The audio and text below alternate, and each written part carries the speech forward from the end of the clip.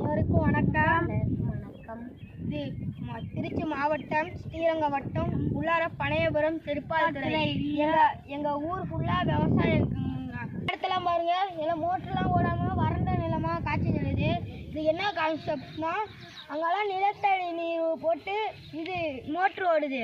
ஆனால் இங்கிட்டலாம் இது தண்ணி இல்லாமல் எதுவுமே விவசாயம் செய்யாமல் அப்படியே போட்டிருக்காங்க. அது இல்லாமல் வாய்க்காலில் தண்ணி வந்துச்சுன்னா கூட இது இழுத்து இங்கே விட்டு இங்கே விவசாயம் பண்ணுவாங்க. வாய்க்காலில் தண்ணி ஓடாதனால விவசாயம் பண்ண மாட்டாங்க.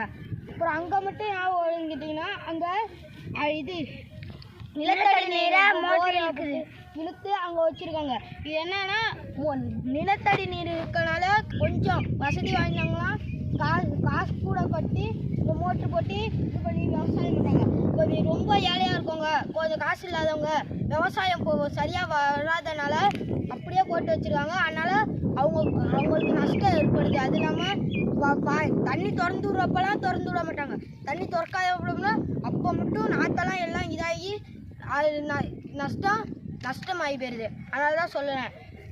அப்படின்னா மரம் நம்ம வளர்க்கணும். மரம் வளர்த்தா நிலத்தடி நீரை இழுத்தா தண்ணி ரொம்ப திறந்து விட்டாலும் அது நீர் மட்டத்தை அப்படியே வச்சிருக்கோம். அப்போ நம்ம விவசாயத்துக்கெல்லாம் பயன்படுத்திக்கலாம். உங்களோட நோக்கம் என்ன அப்படின்னா, ஏதோ பணம் இருக்கவங்க போர் செட்டு மூலயமா மோட்ரு அமைச்சு விவசாயம் பண்ணுறாங்க.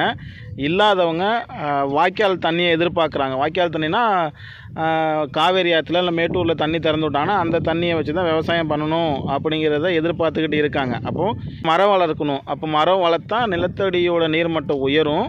அது இல்லாமல் மண் சரிமானத்தை தடுக்க முடியும். கண்டிப்பாக நீங்கள் வளரணும். இன்னும் உங்களோட காலமும் இப்போ தான் ஆரம்பம். அப்போது நீங்கள் உங்களுக்கு நீரும் சோறும் இருந்தால் தான் நீங்கள் ஆரோக்கியமாக இருக்க முடியும். அதற்கான ஒரு கான்செப்டான வீடியோ தான் போட்டிருக்கோம். கண்டிப்பாக உங்களுடைய ஒவ்வொரு வார்த்தைகளும், ஏன்னா நம்மளுக்கு என்ன வேணுமோ நம்ம கேட்கணும். கேட்டால் தானே. இப்போ உனக்கு பசிக்குது, உன் தம்பி இருக்கான், உனக்கு தம்பி இருக்கான்ல, உன் தம்பி ஏன் அழுவுறான்?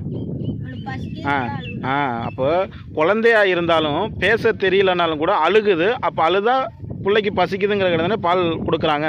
அது மாதிரி உங்களுக்கு என்ன தேவையோ அதை நீங்கள் கேட்டால் மட்டும்தான் இந்த அரசாங்கம் கொடுக்கும். அப்போ உங்களுக்கு தேவை அப்படிங்கிறத யார்கிட்ட கேட்கணும்?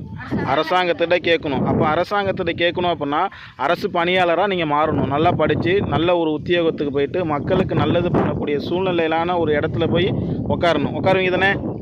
ஓகே, சூப்பர், வாழ்த்துக்கள். வாழ்க தமிழ், வளர்க தமிழ்.